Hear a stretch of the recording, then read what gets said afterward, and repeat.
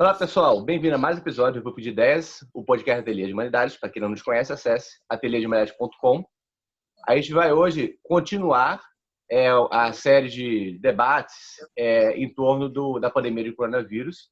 A gente já fez um com o Felipe Maia, Emanuel e eu, André Manieri, tratando do debate, interpretando a crise, com autores como Bill Churran, Zizek, Joanilo Buriti. Passamos também por Daniel Tirnilo. E depois nós fizemos um podcast com o Daniel Tirnilo, que é um dos principais teóricos sociólogos contemporâneos chileno, sobre a interpretação dele da crise da pandemia. Esse terceiro episódio vai ser agora debatendo com dois artigos que também participaram da nossa série de debates do Fios do Tempo. Convido vocês a assistir o episódio com a gente e também vão lá no site da gente e leiam os dois artigos. O primeiro artigo é Coronavírus, da crise do capitalismo neoliberal às vias de democracia convivial, do autor Paulo Henrique Martins, que está aqui conosco. Olá, Paulo. Olá, André. Bom dia. Bom dia. Paulo, ele dispensa apresentações, mas assim vou apresentar rapidamente. Ele é professor titular da Universidade Federal de Pernambuco, né? Ex-presidente da Associação Latino-Americana de Sociologia e também autor de 2 livros para a Ateliê de Humanidades, que é Os Generais do Dom, Teoria e Sentimento, e Teoria Crítica da Colonialidade. Convido vocês a ir no site, conhecer o livro e também se empolguem para poder comprá-lo e lê-lo e debater com a gente, entrar em contato. Nós temos aí um editorial que se propõe não somente a publicar livros, mas também gerar debates. Estamos abertos a fazê-lo. E o segundo artigo que a gente vai tangenciar aqui é o artigo do Marco Aurélio de Carvalho Silva, que está aí. Olá, Marco, tudo bem? Opa, tudo bem? Prazer estar aqui de novo. E em tempos de solos vivos, será possível convivialismo?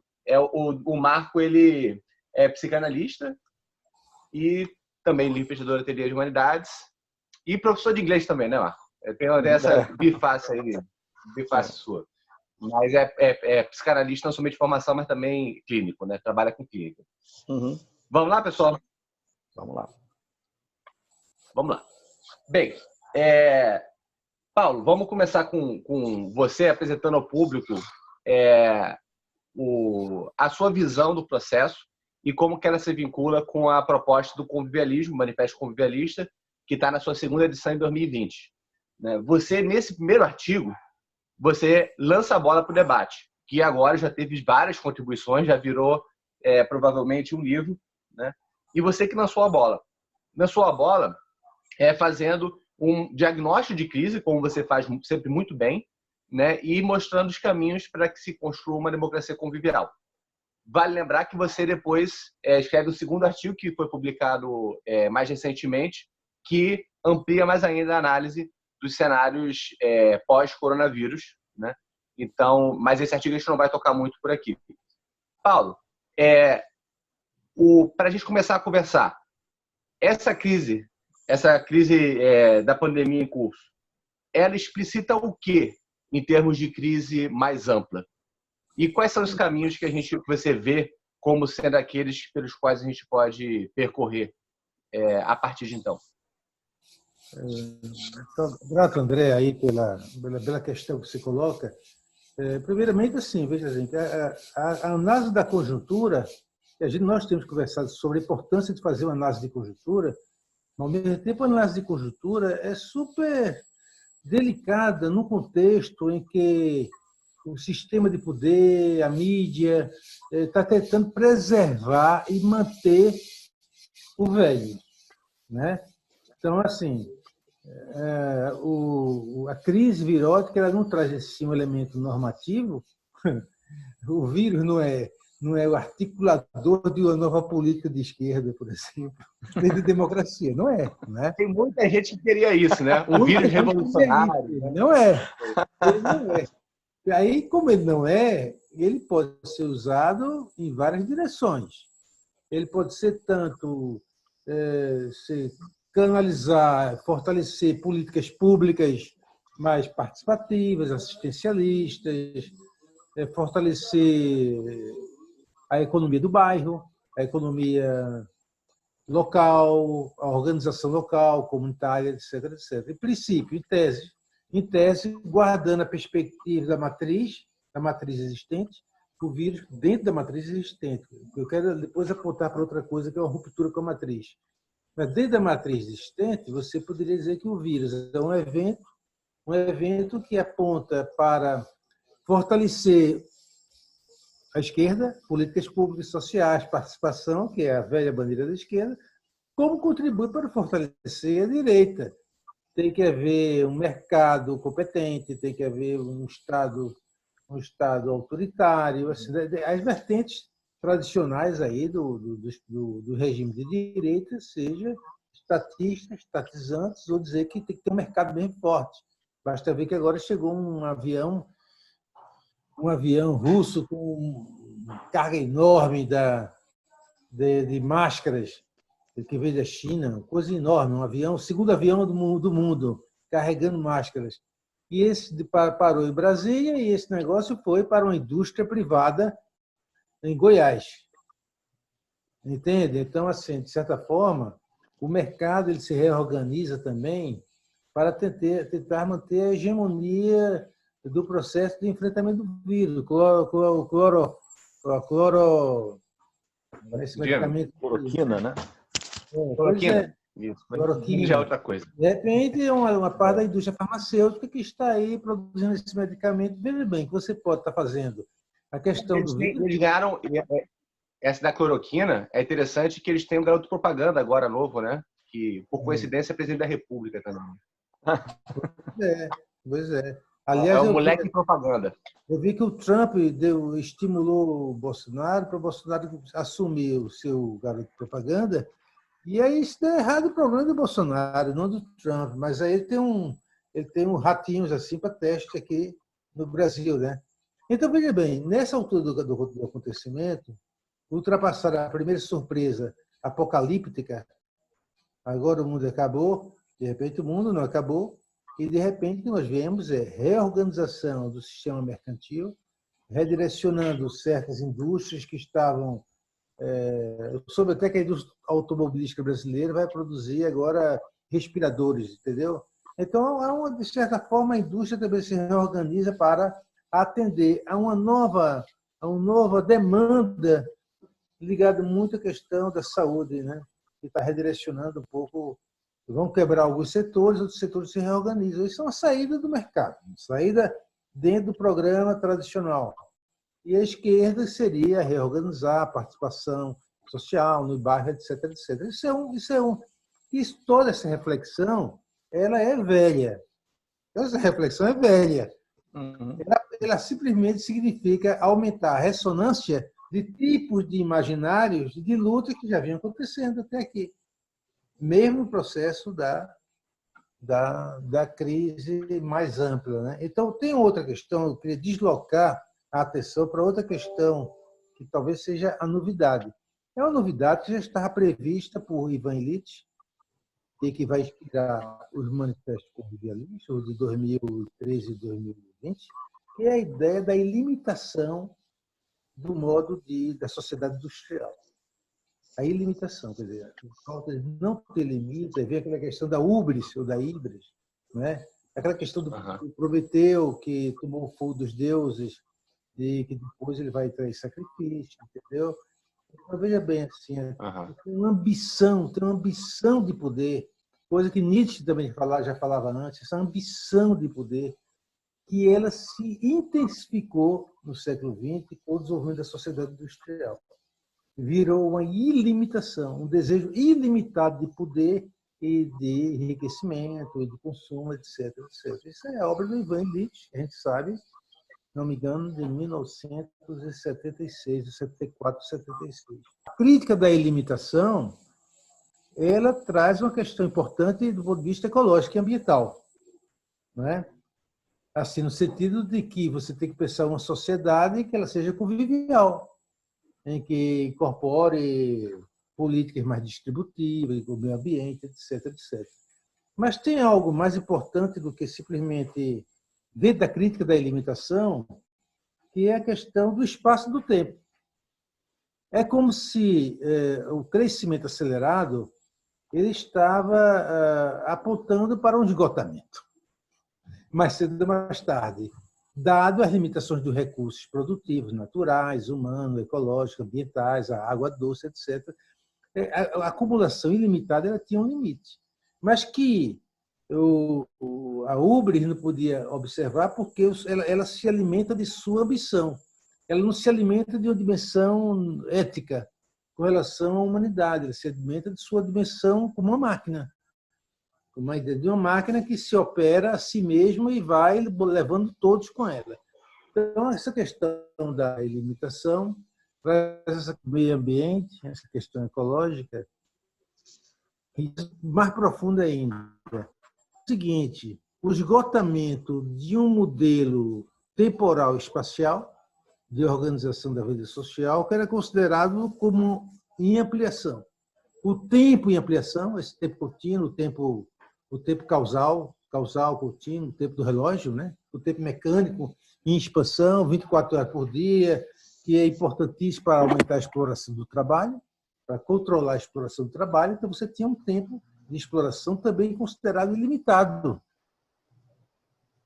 E trabalhar 8 horas, vamos desmontar a legislação trabalhista, passar a trabalhar 16, enfim, esse tempo de exploração do trabalho dentro de uma matriz cadenciada do progresso linear. Quer dizer, ele era o tempo aberto para a exploração. E também o espaço aberto. A exploração das águas, das terras, do floresta, matamento, do espaço sideral do planeta, etc, etc. Você tinha um tempo, uma matriz temporal espacial ilimitada, que vinha sendo denunciado já. Ela estava entrando numa velocidade muito grande. Você pegar o Povirilo, né? Que ele fala da questão da velocidade, do tempo da velocidade, né? Ítalo Calvino, que fala a questão da rapidez. Alguns autores vinham percebendo um aumento da velocidade das informações de uma forma caótica, gerando desorganização das instituições em geral. Então, e sugerindo uma outra perspectiva de análise da realidade a partir da questão de um outro tempo.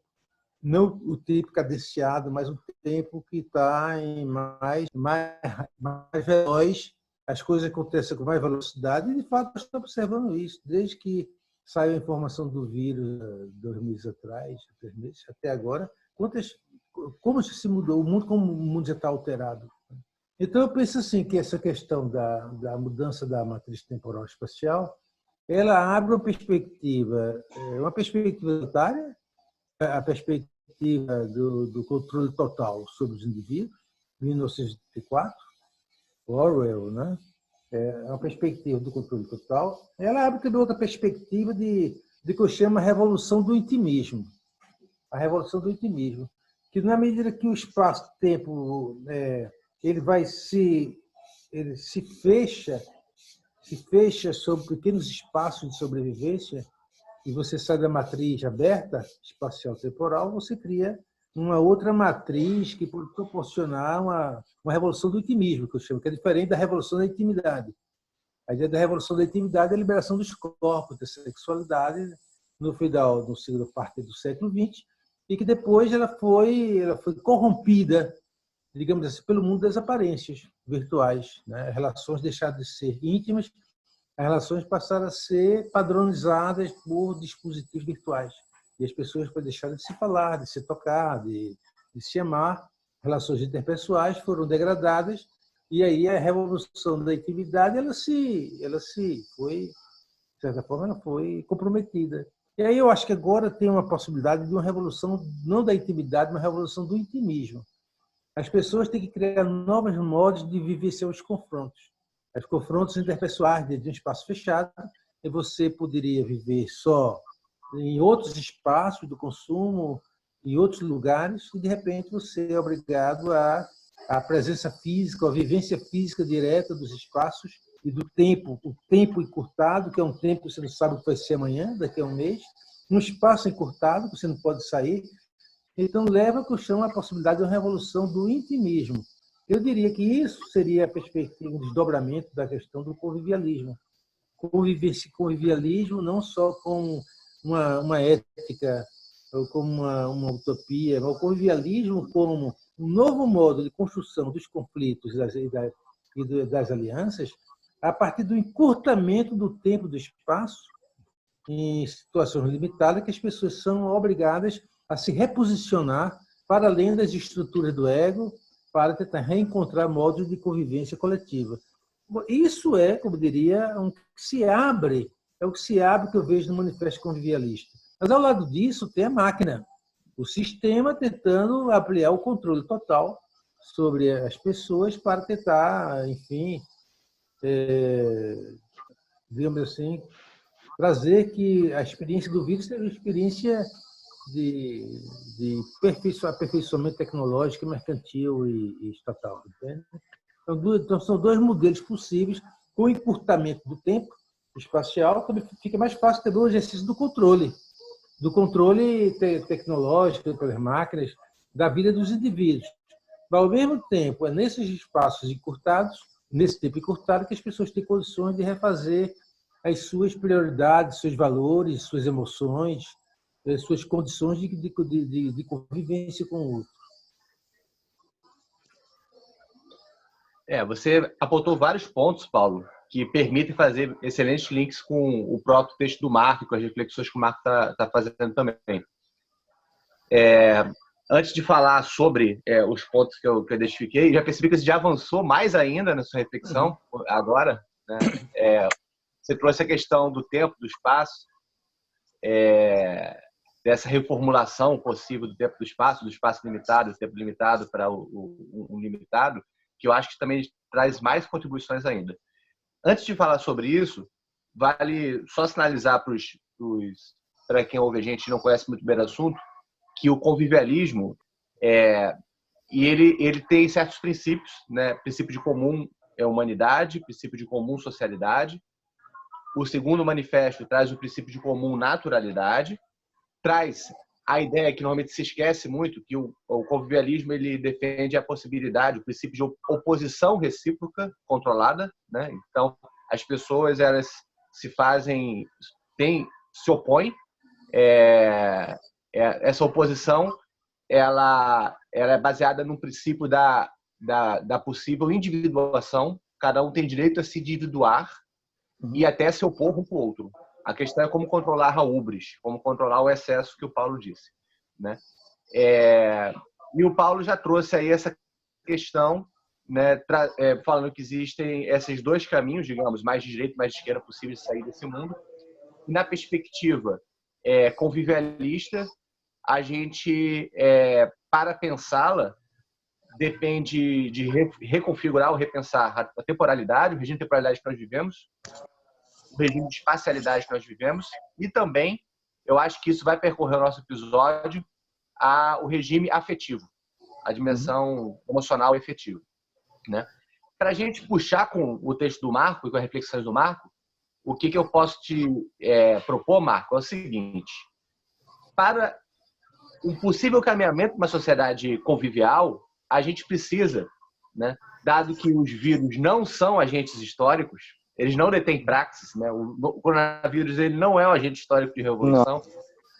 Né? Como lembra o Bill Churran no texto escrito depois, né? Depois do texto que você escreveu, né? Ao contrário de Zizek, não podemos falar que o vírus tem agência, né? A gente precisa de sujeitos, né? E eu acho que uma boa parte da reflexão que a gente faz é que subjetividade é esta que pode se reconfigurar em meio à crise, né, para uma sociedade convivial.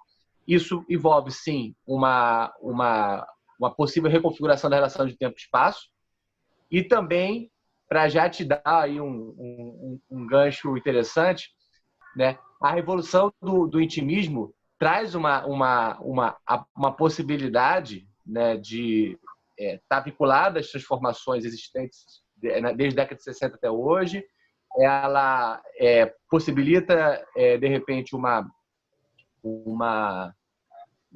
forma de subjetividade mais voltada né, a economia de afetos diferentes, que dá uma abertura, uma expansão da consciência, né, seja mais introspectiva.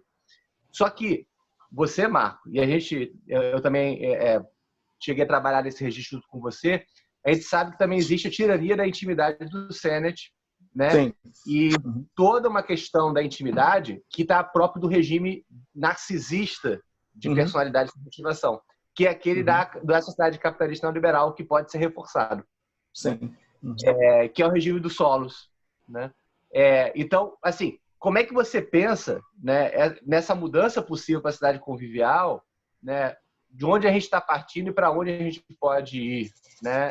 Se fosse também considerando, que nem Paulo, a ambivalência no processo. Pode ter apenas reforçar aquilo que o Paulo disse. Assim, pode reforçar apenas a dinâmica de mercado, de avanço da própria regime neoliberal e pode também avançar para um caminho mais progressista.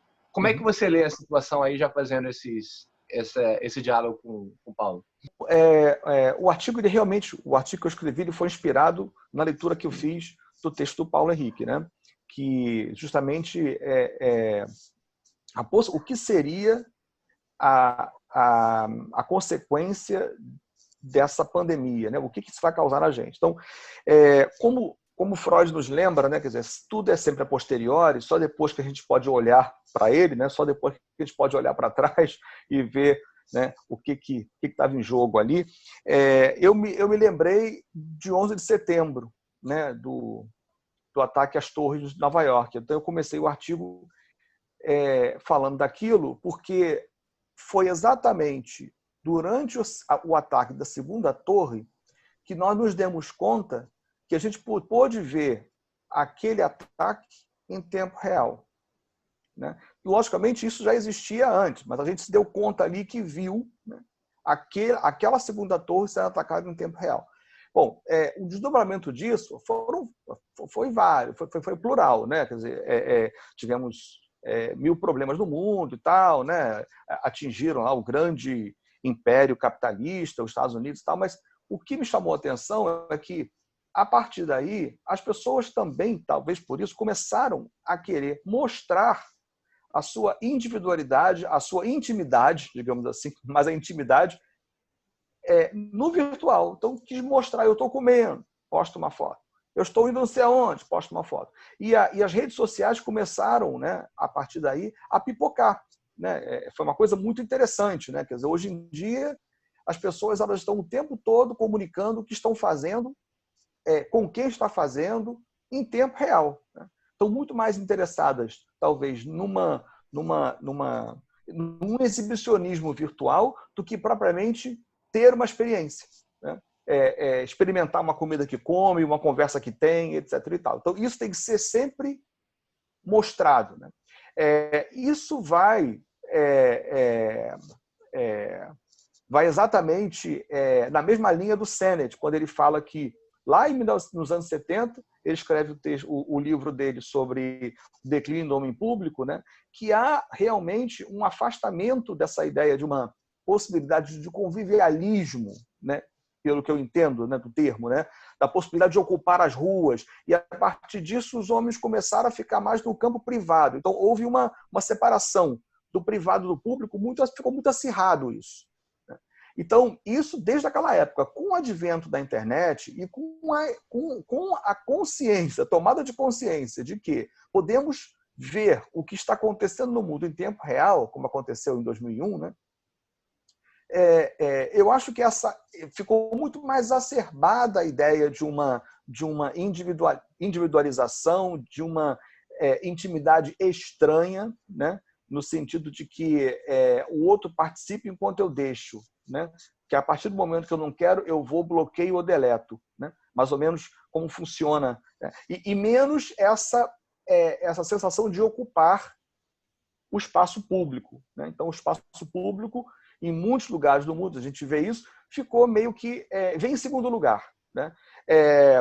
Com isso, eu fiquei pensando, bom, qual seria, né, o desdobramento, qual seria a grande consequência dessa pandemia, né? Ela nos joga para dentro de casa, o coronavírus nos joga para dentro de casa, pedindo um isolamento social, né? Bom, a partir disso, eu concordo muito com o Paulo Henrique. Quer dizer, temos duas possibilidades. Ou isso vai, né, mover a máquina industrial, capitalista, neoliberal, para que eles não percam essa ideia de produção, ou as pessoas no mundo vão começar a pensar, realmente, né, eu preciso rever meu tempo e meu espaço. Né? Então,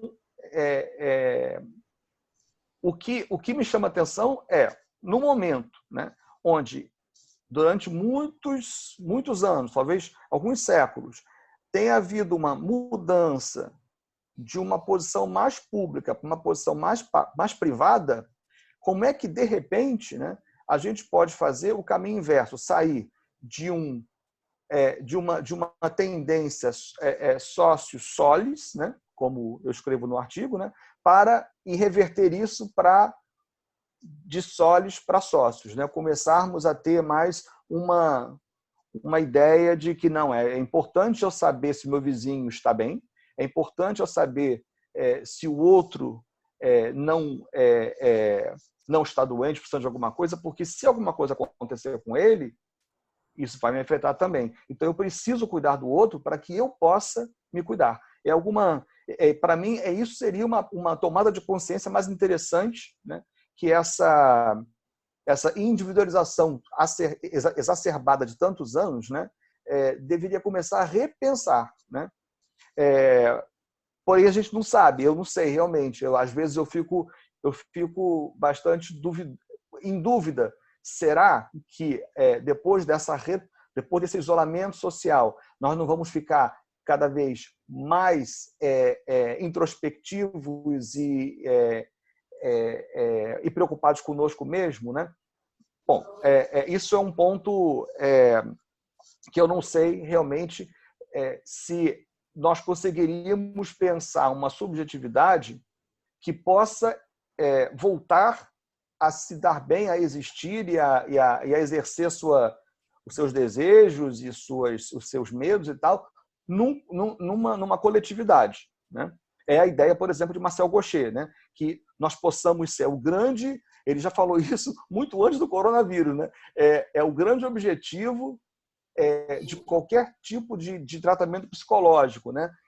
Tentar ser si mesmo no coletivo, né? sem romper com o coletivo, e aí dando vazão a uma ideia mais convivialista. Né? É um trabalho de formiguinha, parece, né? Porque tem toda uma máquina fazendo com que o espaço público seja desertado, né? seja esvaziado cada vez mais. Né? Então, bom, agora, com o isolamento social, notou-se que podemos trabalhar de casa tanto quanto se trabalha no escritório. Né? Então, o famoso home office. O que isso vai surtir de efeito? Algumas empresas podem, então, pensar num downsizing. Né? Vamos diminuir os custos e vamos manter essas pessoas em casa, porque assim eu vou ganhar mais, né? Fazendo com que essas pessoas trabalhem lá em casa. Embora que isso já vinha acontecendo. Algumas pessoas, na verdade, não tinham mais uma divisão muito grande, né? muito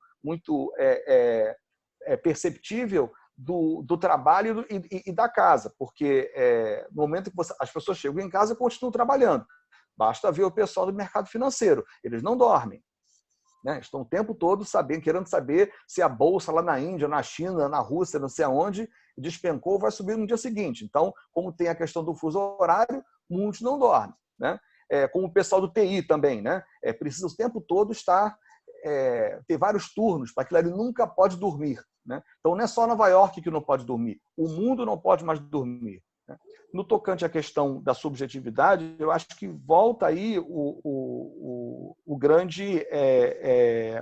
a contribuição do Byung-Chul Han, né?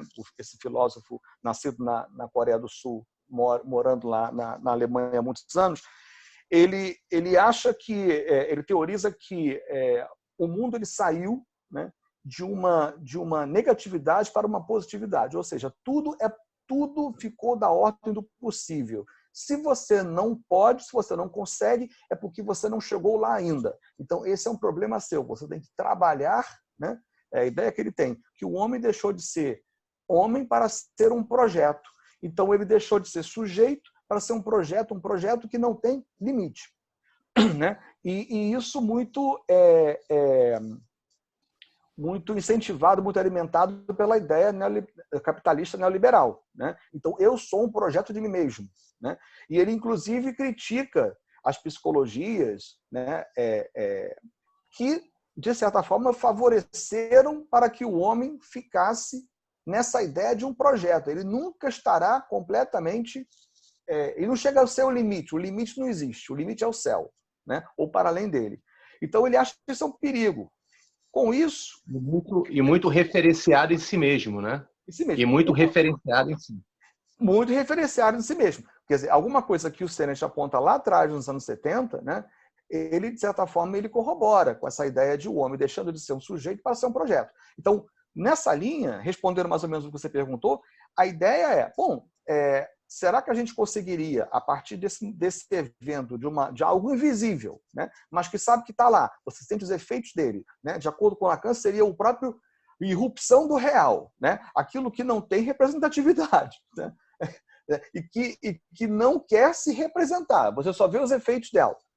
Será que você conseguiria largar, abrir mão dessa posição de ser projeto de si mesmo, né? Fazer de você, da sua subjetividade, um projeto e voltar a ser, né, pessoa, indivíduo e sujeito, né, no sentido de que voltar a ter uma representatividade na sociedade, uma representação forte no social, no público, voltar a ser indivíduo de direitos também, mas de deveres também, ou seja, né, e sujeito à própria relação, né, que a ideia de sujeito para a psicanálise é sempre o encontro com o outro, esse outro que vai possibilitar aparecer o desejo. Então, o desejo não está nem dentro, o desejo está fora. Então, a partir daí, eu acho que o coronavírus pode ser que ele venha relembrar as pessoas que, para eu estar bem, eu tenho que me assegurar que o outro também esteja bem, que o coletivo esteja bem, porque, senão, tudo pode vir por água abaixo. Né? O mundo não parou, de certa forma. As pessoas é que pararam, porque os passarinhos estão voando, os peixes estão nadando, né? A Terra está se movendo aí. Né?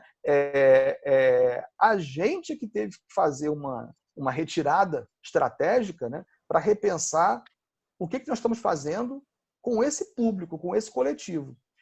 Então, ao mesmo tempo, pode ser que seja o coronavírus, né, seja o retorno a esse olhar para fora, né, para fora de si. Sair um pouco desse terror da imanência, como Byung-Chul Han fala, né, e voltar a ter um olhar um pouco mais transcendente, né, ver a Terra, ver você como pertencendo à natureza, né. É mais ou menos, eu vou tentar terminar com a ideia do Gaucher de novo, quer dizer, independente do coronavírus, é um problema que nós temos de assumir, né, com ou sem coronavírus.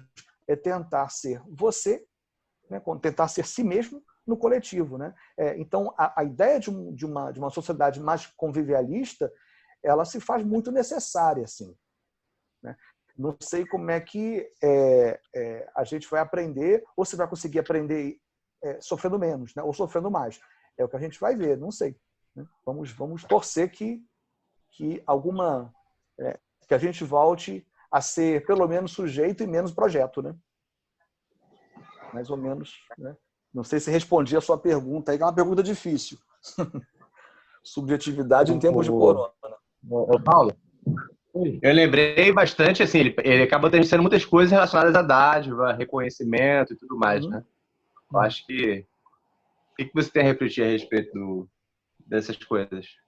Eu estava pensando, quando o Marcos estava falando, que um dos pontos que o manifesto trabalha, que você relacionou aqui, é a questão da individuação. Uhum. Então, ele fala comum socialidade, comum humanidade e comum individuação.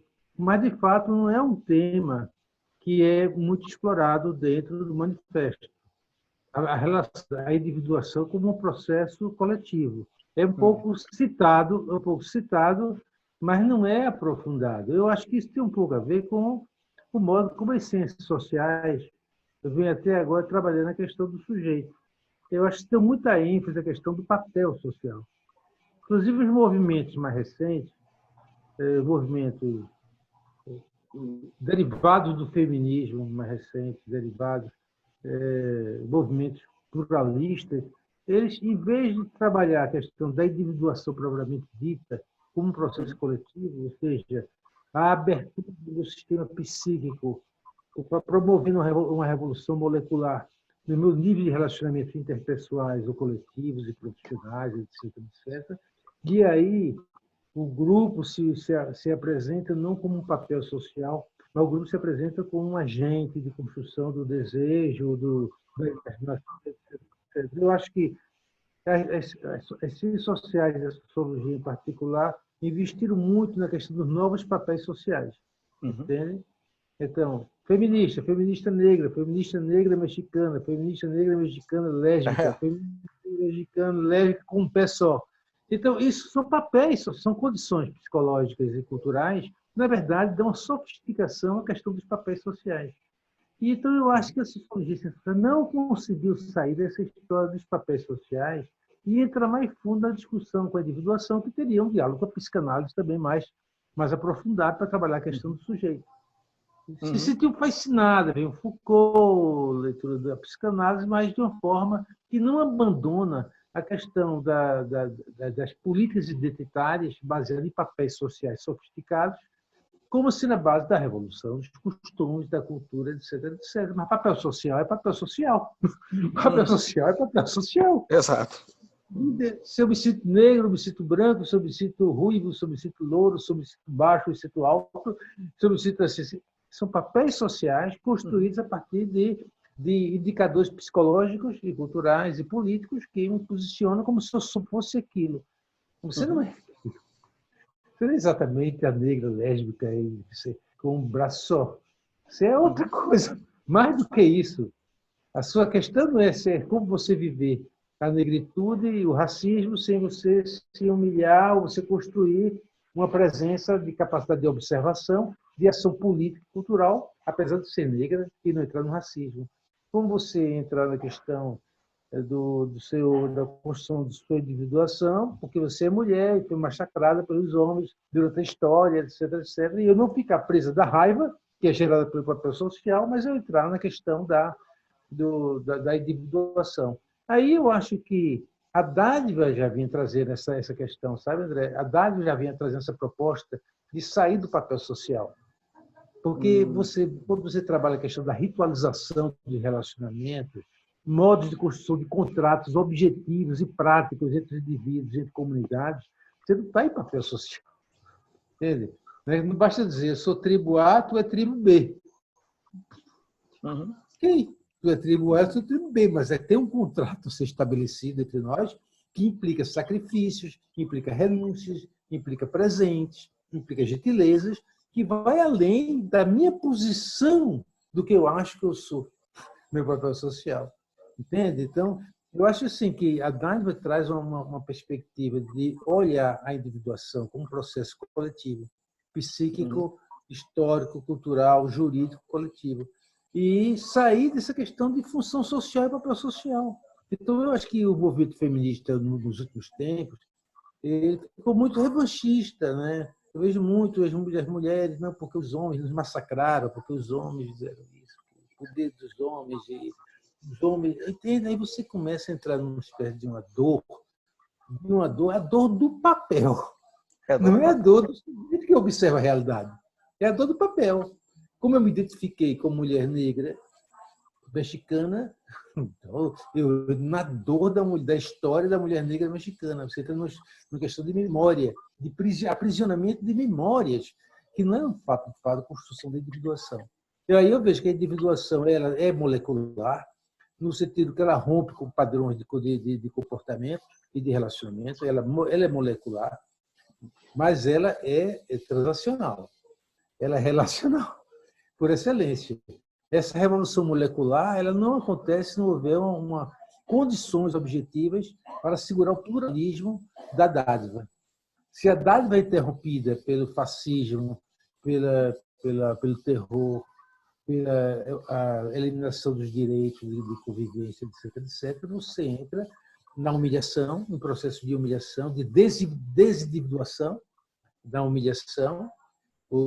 Aí vemos as pessoas procurando lideranças religiosas e carismáticas para suprir seus processos de humilhação, de falta de lugar para se posicionar na sua individuação, ou elas entram um pouco no excentrismo, na excentricidade narcísica de que eu tudo posso, que eu tudo faço, que é isso e aquilo. Então, entre as opções do hipernarcisismo e as opções do fanatismo coletivo, eu acho que a dádiva oferece, de fato, a experiência da individuação como processo coletivo. Aí eu acho que o Mauss, André, ele traz essa contribuição interessante, porque se Marcelo Mauss, já falamos sobre isso, trabalhava a questão da individuação entre pessoas jurídicas, digamos assim que o Mauss traz uma individuação entre pessoas físicas também, que já é um passo avançado.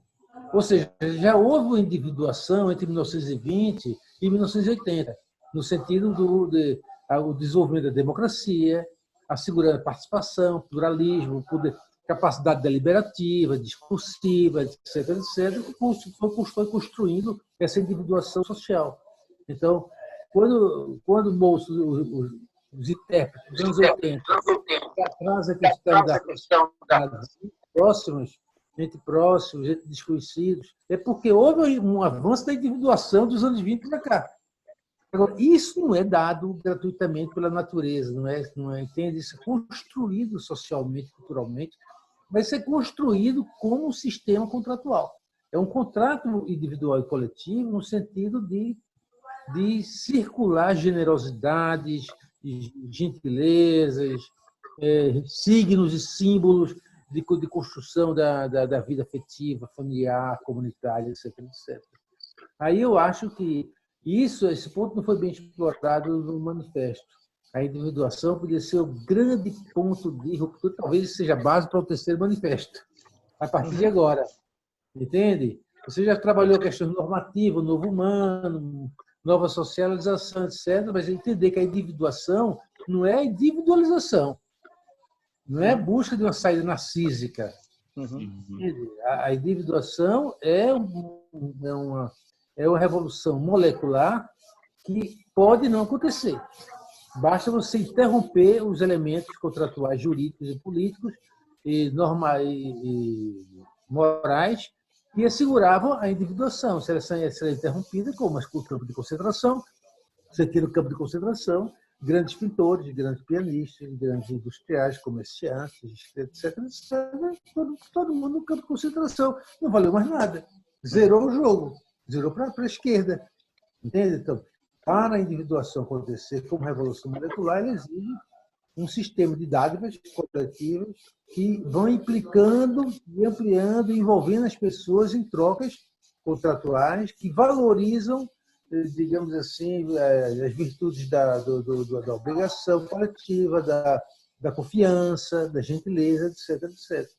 Eu penso assim que aí temos um elemento, eu procurei resgatar o que o Marco falou sobre a questão do sujeito aí na psicanálise e mostrar como nas ciências sociais a gente não consegue fazer um diálogo mais profundo sobre o sujeito, porque os movimentos sociais contemporâneos ficaram muito prisioneiros da inovação dos papéis sociais, a partir de novos elementos, de novas categorias psicológicas. Então, não só os papéis sociais dados pela função social, como era tradicionalmente, mas os papéis sociais agora dados pelos novos condicionantes psicológicos, gerados pela individuação, inclusive, mas que aí não são vistos dentro da individuação, são vistos dentro da questão dessa tribalização produzida pelos papéis sociais, que tem a ver com o narcisismo também, claro. E aí o narcisismo com os papéis sociais tem uma relação direta, mas que não é questionada. Não é questionada. Né? Então, não sei se respondo assim, mas eu acho que a dádiva é fundamental para fazer circular a construção do sujeito, a construção do indivíduo, a construção da coletividade. Eu acho que vocês fizeram uma excelente convergência no seguinte ponto. O que você está falando, Paulo, tem a ver com a dádiva e tem a ver também com as distorções relacionadas à luta por reconhecimento.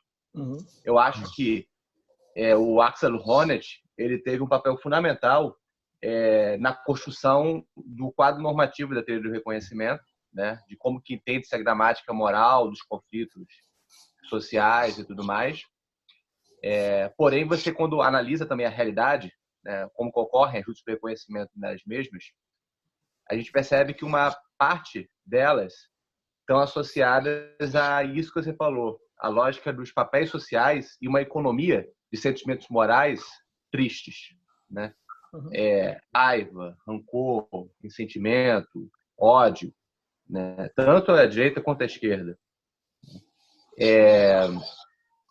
Então, e isso se articula também com uma certa forma pela qual as ciências sociais, principalmente a sociologia, né? Principalmente a sociologia, mas as ciências sociais gerais, a filosofia também fez parte disso, a partir de Foucault, a partir de Deleuze, a partir desses teóricos do pós-estruturalismo, se vinculou muito à pauta de denúncia, de realizar denúncias sobre o quanto que papéis sociais ou o quanto que identidades são oprimidas, reprimidas, jogos de saber, poder, subjetivação e tudo mais, que tem papel fundamental desde a década de 60, mas também reproduz um certo esquema que me parece estar esgotando, né? E a pauta da dádiva traz, junto com o Manifesto Convivialista, essa perspectiva positiva, né? E poder falar positivamente de processo de individuação, né? Positivamente no sentido que o Bill Jones também poderia falar da negatividade, trazer o outro, Uhum. trazer a alteridade e não só um jogo de diferenças, né? A filosofia da diferença virou uma lógica de diferenças a serem defendidas, né? E a dádiva traz a alteridade, né? Uma alteridade que permite espontaneidade na ação, permite pensar uma individuação no sentido da sua lógica de desenvolvimento, né?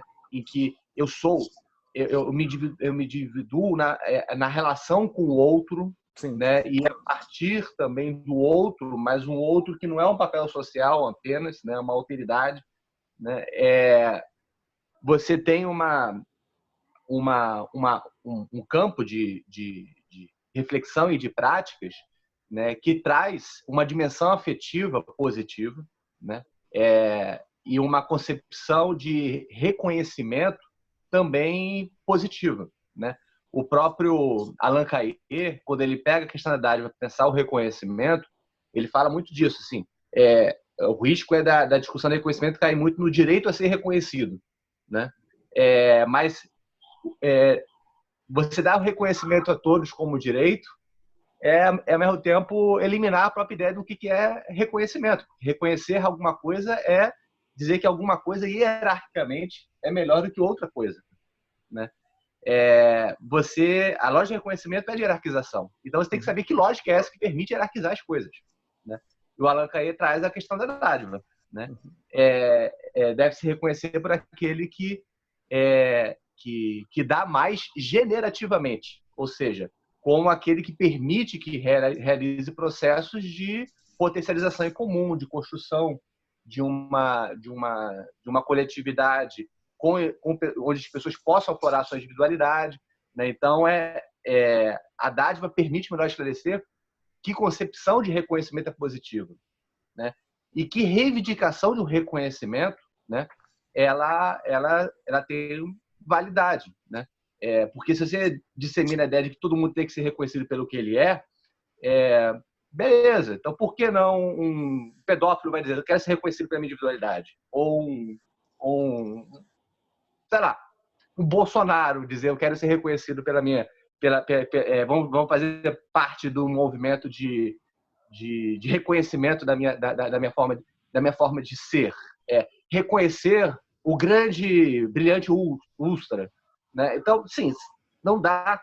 Você tem que ter uma articulação normativa, né? Eu acho que a dádiva permite pensar isso. Para eu jogar a pergunta final para a gente encaminhar, essa discussão é uma discussão que me leva a algo que interessa a vocês dois, que é a economia dos afetos, ou como o próprio Paulo fala, dos sentimentos e das emoções, né? E ela também leva a que pensar coisas que o Felipe Maia trabalhou, que é como que dádiva e reconhecimento está articulados com a questão da responsabilidade e da solidariedade, né? Por exemplo, responsabilidade. No momento que vocês estavam falando, me veio à mente aquilo que o Riquet desenvolve sobre responsabilidade no percurso do reconhecimento, em que a responsabilidade, você pode ter uma responsabilidade meramente jurídica. Eu sou responsabilizado porque eu causei lesão sobre o outro. Então, eu posso ter uma imputação de responsabilidade sobre mim. Não.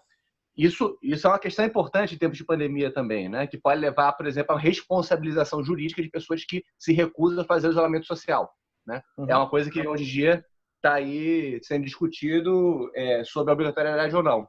Mas tem um outro lado da responsabilidade, que é uma responsabilidade que ele chama de moral, que é ser responsável pelo outro enquanto digno de cuidado, né? É a responsabilidade pelo outro não porque você pode lesá-lo, mas porque ele é um ser que tem uma fragilidade também e tem uma dimensão de cuidado. Então, traz a discussão do cuidado para o centro das atenções. O último ponto que eu quero colocar, e eu passo para o Marco para fazer umas reflexões sobre isso, finais, depois o Paulo faz a sua, é que nessa discussão sobre individuação, o Marcelo Gaucher ele traz uma boa questão que o Paulo não deixou de tangenciar, que é a diferença entre individualização e individuação, né? A individualização é quando você já pressupõe que a pessoa é indivíduo de nascença, digamos assim, né? Como a pessoa, então eu quero ser respeitado naquilo que eu já sou, né? E com isso você perde a dimensão da alteridade, né? Podemos falar de uma dimensão de ascese, de construção de uma individualidade que se faz pela relação com o outro, né? Isso para o Marcelo Gaucher leva uma série de problemas quando você pressupõe que já há indivíduos onde ainda há uma construção, né? E aí ele traz a questão da individuação, que passa pela reconstrução do político, do público, da relação com o conjunto, que é aquilo que o Marco colocou, né? Eu acho que essas questões são muito importantes a partir do que tanto o Marco quanto o Paulo falaram, porque ela é o cerne realmente do terceiro manifesto convivialista, Paulo. A gente não consegue pensar direito essas discussões de individuação.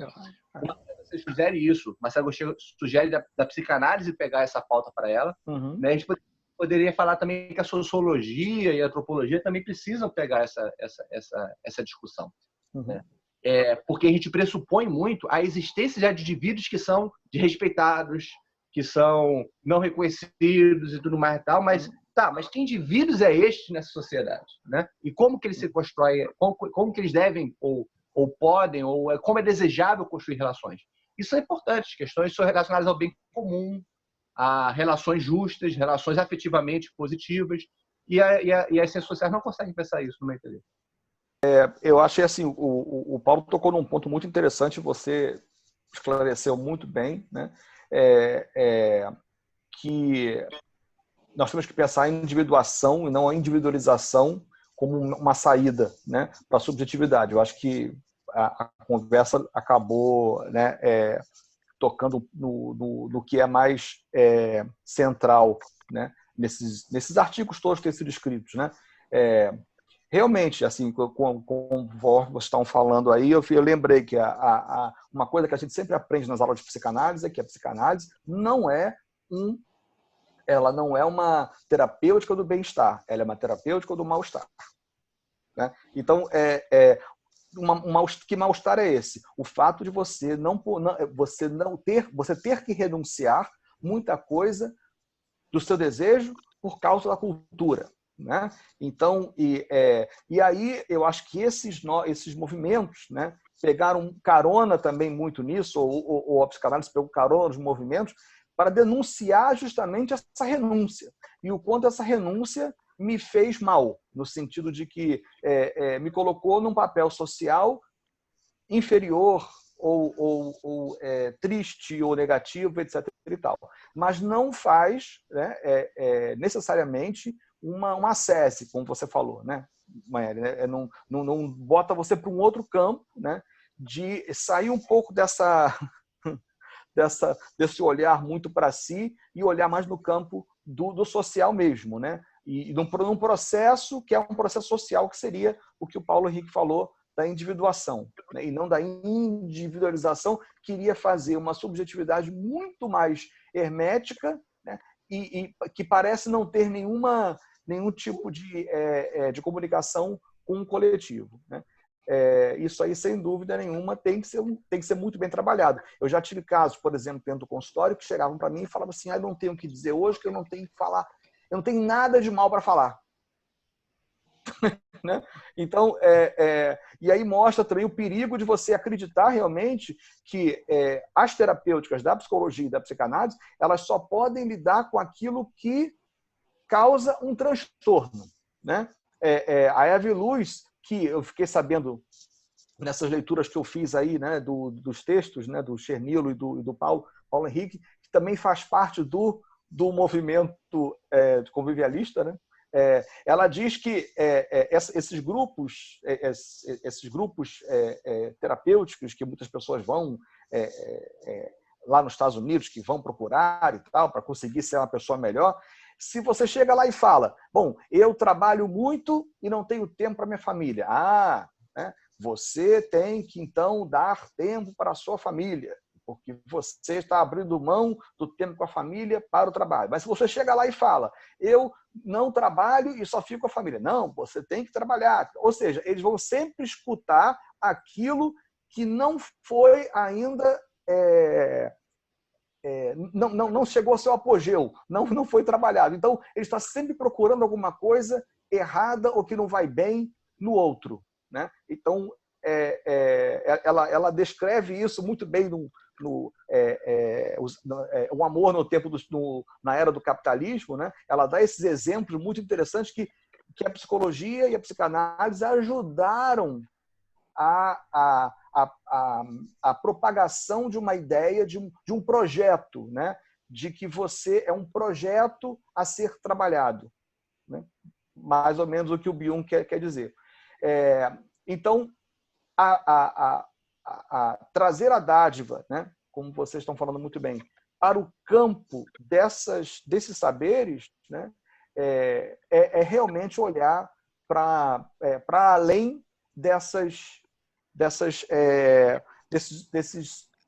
afetos negativos, né? Que podem levar ao ódio, né? Ou à depressão, ou ao mal-estar somente, né? Então, parece que não há possibilidade na cultura de bem viver, né? Somente do mal viver. E aí as psicologias, elas vão ser obrigadas a poder acolher esse mal viver, né? E numa tentativa de ver o que você pode fazer para se distrair do mal-estar na cultura. Mas só tem isso na cultura só isso que a cultura é feita, que coletiva pode ser feita. É uma visão realmente muito empobrecida e muito pessimista, né, do próprio processo civilizatório, né? Eu acho que a dádiva vem aí tentando retirar essa ideia da individualidade para uma individuação. Eu acho que isso aí é um papel fundamental para trabalhar realmente, né? Agora, como fazer isso vai ser um trabalho de repensar toda a teoria até hoje criada, né? Então, mas vamos ver, né? De repente o coronavírus pode fazer com que a gente olhe, né, para isso. E o papel do Estado, né? O papel do Estado é fundamental, né? O papel do Estado deveria ser exatamente aquilo que a gente aprende quando tem que fazer uma intervenção na família, né? Então,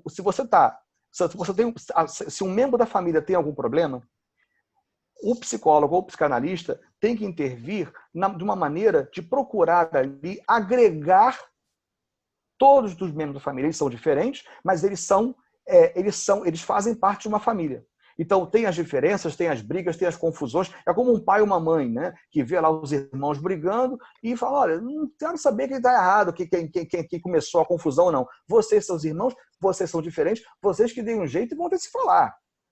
né? Então, o papel do Estado é um papel agregador. O papel da família deveria ser agregador. Quando tem alguém que tem ali dentro uma fala desagregadora, né, é importante que tanto o psicanalista ou o psicólogo, seja quem for, né, faça pegue aquela fala e consiga fazer com que esses membros não se dissolvam, né? É o que nós não vemos, por exemplo, no discurso do presidente, né? Ele, muito pelo contrário, um fala uma coisa, outro fala outra. Ele fala, não, fica em casa. Ele fala, não, vamos para a rua. Isso causa um mal-estar, essa divisão é psicotizante. É isso que a gente chama de psicotizante, né? Quando uma fala, ela não corresponde com aquilo que vai diretamente me fazer um bem, ou me levar a um apaziguamento. Não, muito pelo contrário, é jogar lenha na fogueira. Então, a política está muito ainda, no meu ver, assim, né, nessa fala psicotizante. E as pessoas ficam completamente sem saber o que fazer e o que seguir, e aí começa a haver polarização. Isso é um grande problema que eu vejo dentro da clínica, dentro dos atendimentos clínicos, né? Porque você também não pode criar, no analisando, uma fala desagregadora em relação às pessoas com que ele convive. Você tem que tentar ver o papel. Aí entra a questão do papel de cada um e se colocar mais ou menos no papel do outro, mas ver como é que pode haver uma harmonia, né, para que as coisas não se desintegrem, né? E muitas vezes, muita gente entra de sola nisso aí, né? Muitos psicanalistas entram de sola nisso aí, tentando romper o que o Freud chamou de psicanálise selvagem. Ele tem um texto sobre isso, tem que tomar muito cuidado com a psicanálise selvagem. Então, é um papel fundamental aí de você tentar não jogar lenha na fogueira, mas conseguir agregar aquilo que é diferente, né? Eu acho que é um papel, seria mais ou menos ele comunga com a dádiva, né? Que não adianta romper, são diferentes, mas vamos tentar ver o que pode fazer em conjunto, né? E o papel do Estado seria fundamental para que essa ideia de uma dádiva, né, de uma ética mais da dádiva e de um papel mais convivialista da sociedade pudesse aflorar, né? Essa é a minha... A gente pode começar de baixo ou pode começar de cima, ou então ao mesmo tempo, né? Porque a ideia é que pense não ter um discurso psicotizante, e sim agregador. Eu acho que, para mim, o que eu posso pensar como a dádiva pode influenciar a minha prática, digamos assim, é justamente essa ideia mais agregadora do que desagregadora dentro de um setting, né? Agora, o Estado tem que pensar muito bem sobre isso. E aí, Paulo? Para poder dar vazão à individuação, né? Uhum. Veja bem, o Renéton, aquele matemático, que talvez a primeira pessoa que trabalhou sobre a questão da catástrofe, ele vai defender na matemática a questão da catástrofe e vai terminar avançando para a filosofia, dados os impactos dessa discussão sobre descontinuidades e continuidades, a partir de modelos matemáticos, mas aplicados na filosofia. E ele fala assim, que a intensidade da catástrofe é que delimita as possibilidades de rupturas com as matrizes existentes.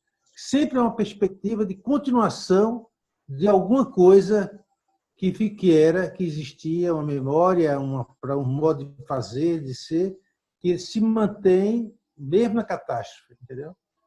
As pessoas vão sobreviver porque elas têm uma tradição de sobrevivência cultural, de se estarem juntas, assim, digamos assim, que elementos que na catástrofe permanece na construção de uma nova ordem possível, né? Entre as várias ordens possíveis, na questão do caos gerado pela catástrofe, você tem os elementos tradicionais que vão se atualizando. Agora, tudo, para ele, o fundamental é saber a intensidade da catástrofe, entende? Então, o que nós estamos falando até aqui agora é a partir de uma experiência de 2 meses, 3 meses. Mas quando já observamos que, por exemplo, Singapura, que já tinha saído do blackout, do lockout, né? Lockout, né? Do isolamento. Né, que eles chamam, já tinha saído do isolamento. E volta de novo, houve a reincidência. Na China, tem acontecido isso, na Suécia tem acontecido isso. De fato, a gente pode estar com uma experiência de catástrofe que não vai ser de 3 meses ou 4 meses, isso pode ser de 1 ano. Com certeza. E aí, quanto mais longa a catástrofe, mais profunda, mais os elementos tradicionais perdem a validade na construção dos processos de transição e o elemento caótico se torna mais importante. Então, assim, aí a ruptura, o nível de ruptura não indica necessariamente que vai para o bem ou para o mal, diz que a ruptura pode ser maior com o modo de como se vivia antes. Pode ser que, dependendo do nível de ruptura, a gente vai fortalecer sistemas totalitários. Pode ser que não, que as rupturas favoreçam a individuação. Eu vejo assim que os movimentos sociais, a forma como eles estavam funcionando, na democracia dos papéis, ou na democracia das identidades fragmentadas, né, ele chegou ao fim. Chegou ao fim, porque não tinha como você multiplicar as exigências de políticas públicas para atender as demandas de cidadania fragmentada, de cidadania tribal, dentro de um sistema que era impossível de se realizar porque negava a democracia como valor universal. Você nega a democracia como valor universal e a democracia é o valor do meu grupo, da minha tribo, isso tem um limite, claro, isso contribui também para o colapso das esquerdas nesse momento que a gente vê a nível mundial. Não é? E aí eu acho assim, que resgatar a questão da individuação como processo coletivo, como forma de organização do sujeito coletivo, do sujeito individual, como forma de retrabalhar nosso sistema psíquico, nosso sistema desejante, nosso sistema de ação, fazendo a mudança do neural, nosso sistema neural, para nos adequar a um outro modo de construção do mundo mais incerto, mais fluido, mais intenso, mais veloz, de que a gente possa reconstruir nossos pactos coletivos, solidários, dadivosos, a partir de uma outra estrutura psíquica, entendeu? Dado por pelos efeitos da tragédia sobre o cotidiano, sobre a destruição do cotidiano e sobre a produção de novas formas do cotidiano. E eu vejo que a dádiva é a regra que faz funcionar tudo isso, porque quanto mais ela se intensifica positivamente, mais ela ajuda rapidamente a reorganizar os sistemas comunitários de pertencimento. Quanto for na negatividade, quanto menos fraco for, menos ela contribui para a formação de sistemas. Se ela entra no negativo, ela vai destruindo os pactos de solidariedade. Então, eu vejo que a intensidade da dádiva e modo de circulação e de envolvimento que podem ser fundamentais para a construção da individuação. Eu diria que a individuação está dentro desse processo de dádiva e a individuação resulta desse processo de dádiva na medida que você vai implicando a formação de novos modos de organização do sistema jurídico, do sistema político, do sistema cultural, a partir dessa reformatação que a catástrofe nos permite viver. Alguma outra consideração, Paulo? Ou por hoje está bom? Não, eu estou por aqui, está bom.